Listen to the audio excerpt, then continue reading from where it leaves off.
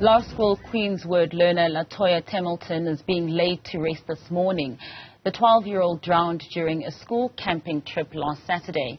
Family, friends and learners gathered to bid her farewell in her hometown of Moremela in Mpumalanga. Her brother Jason Temilton paid his tribute to Latoya, remembering the love they shared. I can tell that Latoya was very, very, very kind. And she was very intelligent.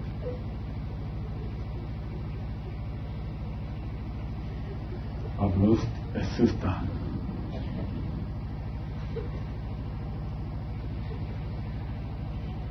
The best of the best. Every time when I meet Latoya, she would say, "Abuti, I love you."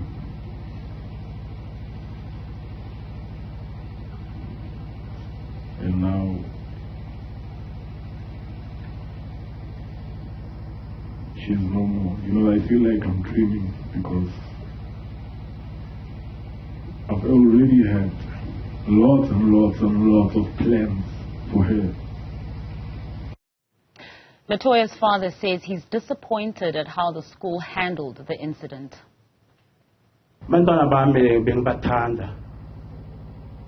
Being protector all the time. Into mangazile ukuthi ma uthatha umntwana umise esikolweni, you put all the trust kusikolo, because immediately umdropa egate nesikolo, it means we trust the teachers because they are our parents. But now I was so surprised. I was very disappointed.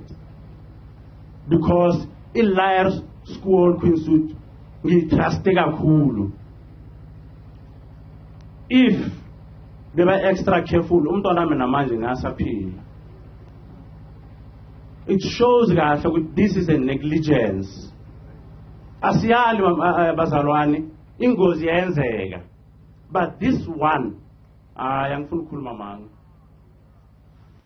Newzroom Afrika's Zikhona Tshona joins me live for more from Moremela, Mpumalanga. Zikhona, emotional tributes by Latoya's family, her brother there having us in, goosebumps and tears here in studio as well. Her father not mincing his words at all about who's to blame.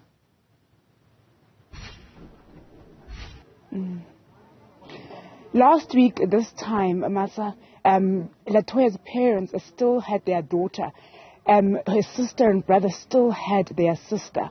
She was dropped off at school in the morning on Saturday ahead of that camp in Olifantsfontein, and around 3 o'clock, 3:30, just an hour before they were meant to go and pick her up at this camp, they received a call that she was no longer alive. So you can just imagine the suddenness of this, the tragedy that has struck this family, something that has shaped life for them now going forward. Latoya's father saying it's shaped the father that he is going to be now, to the remaining of his children going forward, because he also feels in losing Latoya, he has lost a part of himself. As you've mentioned there, he does say there was negligence on the part of the school in this incident. We have heard voice notes that the family was able to gather, speaking to pupils who were at this camp with Latoya, who say at the time at which they were at this pool, they were not supervised. So the family really saying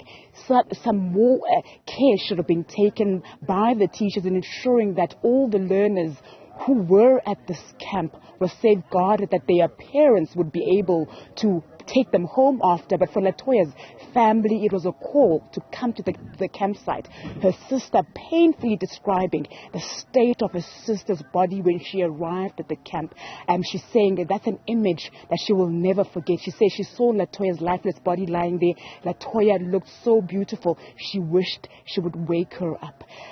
So very moving service there throughout the entire service. Latoya's mother struggling to get through it, crying throughout the service. So you can imagine for this family, just 12 years old, so much life ahead of her. She had just been elected school prefect. She looked forward to serving the school as prefect, remembered for being a star pupil, someone who loved to dance and made everyone around her feel loved. So it was a service that moved people who are gathered at the service themselves, who were saying, this is simply unbelievable, so sudden, so young. Even her peers, some of her classmates have come out here to show support to the family, but also to mourn her friend. They formed a guard of honor around her coffin. This is something that for them also, as young people, has left them heavily traumatized. You know, you put it so succinctly there, Zikhona, when you're saying last week, this time, Latoya's parents still had their 12-year-old daughter. Her siblings still had a sister in her. It was just last week that she was still alive while and breathing. You make mention that some of her peers and learners are there in attendance. Do we know if there are any representatives from the school? The school principal is attending the funeral service. We also heard a message from him, who has expressed his condolences to Latoya's family, and also just acknowledging that this is it's a very painful time for them also as a schooling community. It will take them a long time to get through this. He's told her family rather that for them, they will forever remember the day that Latoya has lost her life, and also just supporting pupils through this tragedy. We were at the memorial service at the school. The learners have been moved by this, have been touched by this. This is something that they will never forget, particularly those who were at the camp with Latoya. But we do know that the school is offering counseling to learners as well as parents who are having to support their children through this very painful tragedy. So there is definitely a representative from the school in the principal, and some parents and pupils who've come out here to show support to Latoya's family, but also to grieve and mourn a friend that they loved so dearly. The tragedy of a life lost, such a young life. Thank you so much, Zikhona Tshona, for that report.